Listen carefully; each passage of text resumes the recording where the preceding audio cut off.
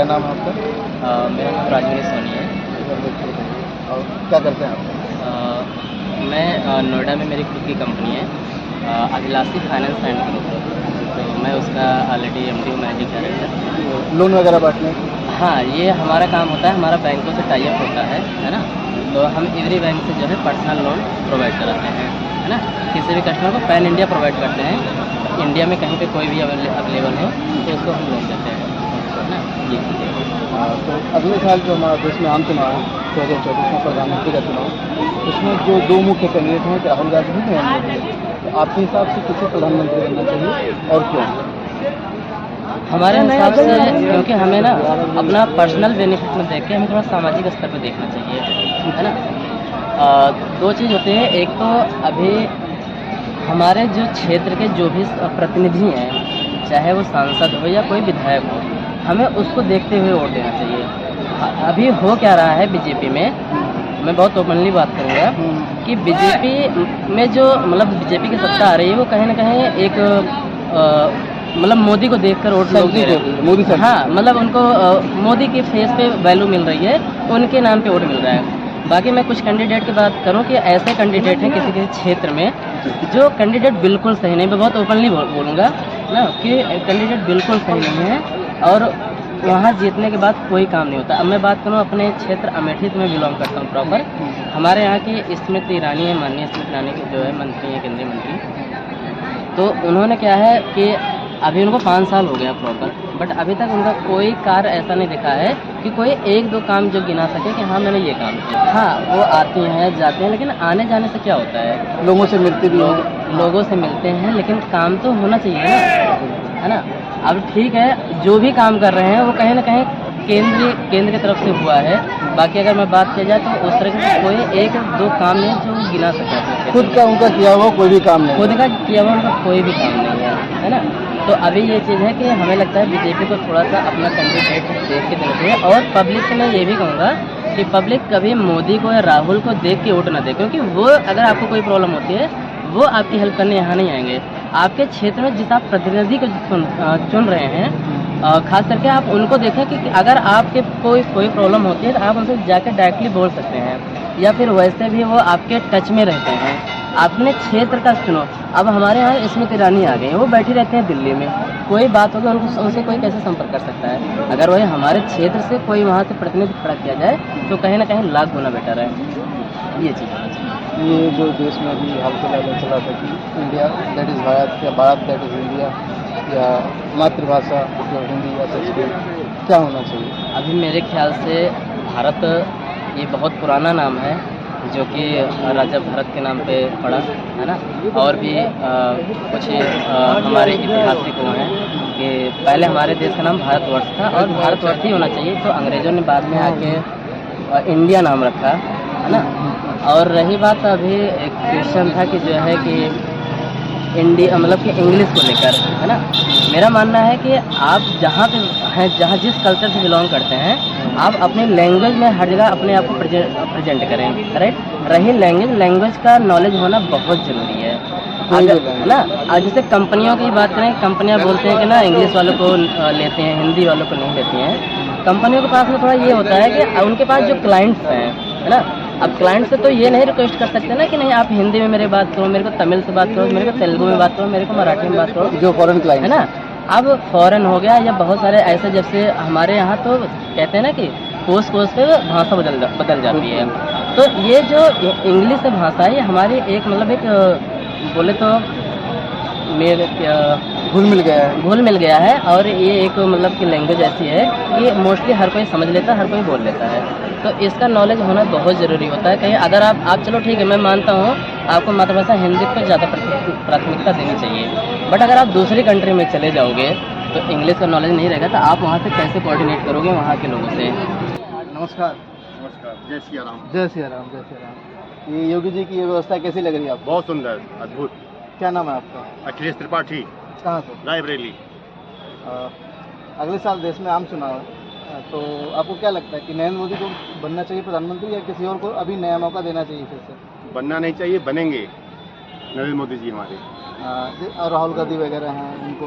तो कोई कुछ नहीं हो, तो सब किनारे आते जाते हैं। कारण क्या है उनको विकास मोदी जी का? जी मेरे भारत देश का। कि कोई एग्जाम्पल कुछ है तो कई सारे हैं, कुछ एग्जाम्पल। पहले मैं आता था जब में इतनी गंदगी रहती थी, अब इतना विकास हो गया है, अद्भुत विकास। बिल्कुल बिल्कुल सही बात कह रहे हैं। ये अभी राम मंदिर 22 तारीख जी, को उद्घाटन होने वाला है, उसका फीता कटने वाला है, जी। जो ये लगभग 5.5 सालों का हमारा जी। इंतजार, अद्भुत है ये हम लोगों के लिए सौभाग्य की बात है। कि इस एरा में हम लोग अभी इसको देख पा रहे हैं। जी और कुछ और सब कृपा है राम जी की, श्री राम जी की। जय श्री राम बोलो सब लोग, जय श्री राम। जय श्री राम। क्या नाम है आपका? कहाँ से? आप जी। और क्या लगता है बस मोदी या राहुल? हाँ, मोदी। राहुल में ऐसा क्या है कि लोग उससे भागते हैं? राहुल गांधी की बात कर रहा हूँ मैं। कई राहुल है, मेरा इसका नाम भी राहुल है। अरे वो अब मोदी जी इस समय है जो विकास कर रहे हैं, डेवलपमेंट कर रहे हैं, एजुकेशन पे ध्यान दे रहे हैं, स्वच्छता अभियान चल रहा है, सारा ठीक है उनका। इंग्लिश भाषा पसंद है आपको? हाँ पसंद है, लेकिन ज़्यादा नहीं। अरे हम आपसे इंग्लिश में बात नहीं करेंगे, क्योंकि हमारा जो देश है, हमारे देश की मातृभाषा क्या होनी चाहिए? हिंदी है। हिंदी है। आपको पता है कि हिंदी हमारे देश में कितने % लोग बोलते हैं? नहीं, ये पसंद नहीं। लगभग 65% लोग। हाँ, ठीक। और इंग्लिश इंग्लिश नहीं, परसेंटेज लगभग 7% लोग बस केवल। और वो लोग देश पे राज कर रहे हैं, 7% वाले।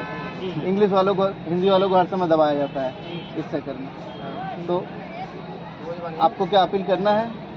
नहीं, बिल्कुल। क्योंकि क्या होता है कि ये जो सर्वे होता है, ये सब वीडियो भी नरेंद्र मोदी उनके पास जाता है, उनके मीडिया मैनेजर लोग सब बताते हैं कि लोग, जनता की राय क्या है। वो एक एक करके ही सुनते हो, ऐसा नहीं कि किसी को सुनते नहीं है, सुनते हैं, उनके पास जाता है, फिर वो बताते हैं कि हाँ ये है, उसके हिसाब से वो पोल निकालते हैं। जिसे लेकिन जहाँ तक मोदी जी की बात है, वो प्रमोट कर रहे हैं हिंदी को, वो कर रहे हैं प्रमोट कर रहे हैं। देश दुनिया में भी जाते हैं, विदेश में जाते हैं, तो वहाँ भी वो हिंदी में ही बोलते हैं।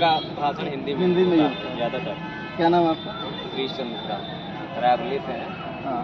और हम लोग राम मंदिर का जो ये मुद्दा नरेंद्र मोदी जी ने जो ये मतलब इतने आगे दिनों से चल रहा था, उसे इन्होंने जो मतलब करके ये डिसीजन लेकर उन्होंने बहुत ही अच्छा काम किया है। ये ऐतिहासिक फैसला है। ऐतिहासिक फैसला है और इतिहास में लिखा जाएगा।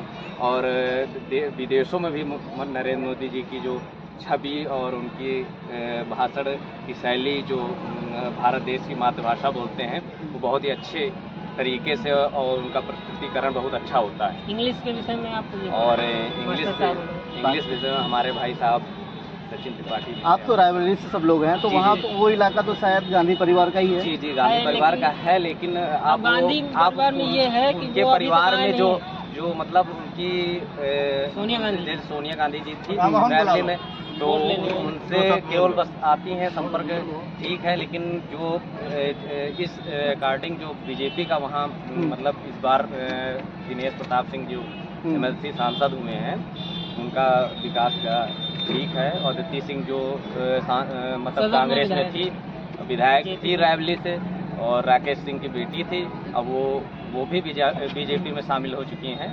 ऐसा बीजेपी का मतलब पहल है और सौभाग्य है कि हम लोग रायबरेली से हैं, सोनिया गांधी क्षेत्र से, लेकिन हम लोग भी बीजेपी की ही सपोर्ट करते हैं और वोट भी करते हैं। ये क्या जनता से कनेक्ट नहीं, आप लोगों से या जनता वहाँ के इलाके से कनेक्ट नहीं होते हैं लोग? गांधी परिवार के लोग गांधी जी का उनका ये है कि सोनिया गांधी जी आती हैं वोट के समय, इलेक्शन आया, वो आ गई एक बार, तो वोटिंग हो गई, फिर गायब 5 साल बाद। फिर 5 साल में उन्होंने इतना विकास क्षेत्र में नहीं किया।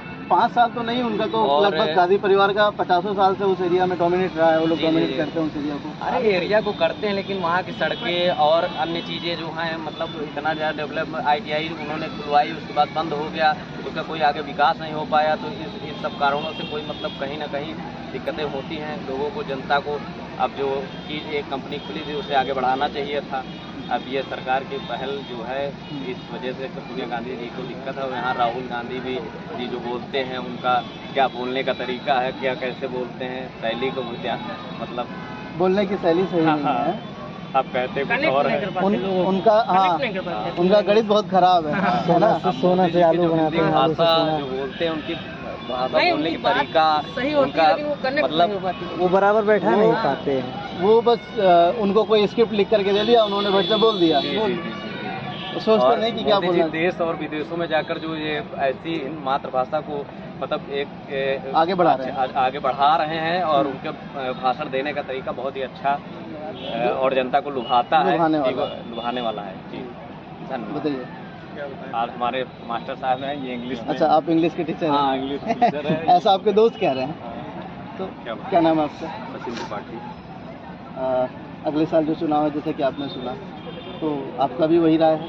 बीजेपी, हर जगह बीजेपी। अ, योगी जी, मोदी जी इतना अच्छा काम कर रहे हैं। तो हमारे देश का नाम कुछ दिन पहले ये चला था कि भारत होना चाहिए, इंडिया होना चाहिए। India that is Bharat. नहीं, भारत दैट इज इंडिया। ये होना चाहिए संविधान में।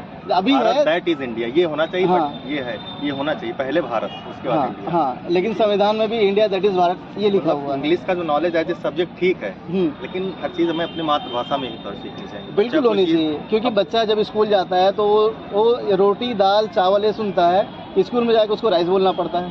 अब जैसे बच्चा noun is the name of any person जानता, लेकिन उसको प्रैक्टिकली वो चीज़ें नहीं कर पाता। तो हम जब हिंदी में सीखें, नॉलेज उसका रखें, वो ठीक है, जी, अंग्रेजी बिल्कुल। ठीक है, लेकिन एज ए सब्जेक्ट उसको रखें, हिंदी एज ए स्किल नहीं होना चाहिए, इंग्लिश एज ए स्किल। जैसे हमारे देश में अभी तो इंग्लिश अगर आपको नहीं आता है तो आपको लोग पीछे ही कहेंगे कि पीछे है लोग, इंग्लिश ना पढ़ा लिखा नहीं ये है। आपकी योग्यता को तय नहीं करता। अभी तक तो कर ही रहा है। ये चीज़ है। अभी तो कर ही रहा है। कई सारी कंपनियों में हिंदी जो उनको इंग्लिश नहीं आती उनको निकाल दिया जाता है, हटा दिया जाता है। तो ऐसा होता है। शहरों में तो आप यहाँ उतना नहीं पता चलता होगा, शहरों में अक्सर ये है कि लोगों को इंग्लिश के चक्कर में निकाल दिया जाता है, नौकरी नहीं मिलती। IT कंपनी में ज़्यादा हो रहा है। IT MNCs कंपनियों में होता है। जी, थैंक यू। अच्छा, कोई बात नहीं, कोई बात नहीं।